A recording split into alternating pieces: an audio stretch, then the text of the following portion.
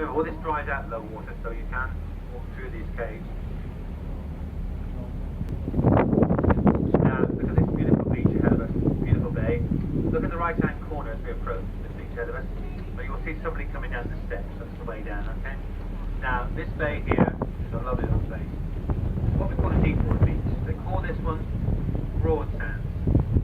Now, the beach runs in the water at very sharp angles. Because of this is a swimmer's beach. It's a lovely, clean, clear beach here in the middle. There's no rocks or anything like that. But it's a good beach for swimmers. It really is a nice beach. Remember, the tide's in, so most of the beach is covered over now. Coming in, it'll go all the way up to the top near enough.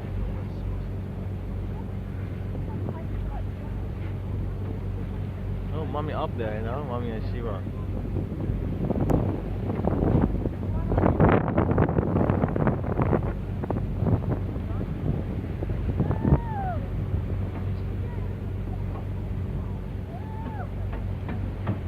Another cave there. Hello.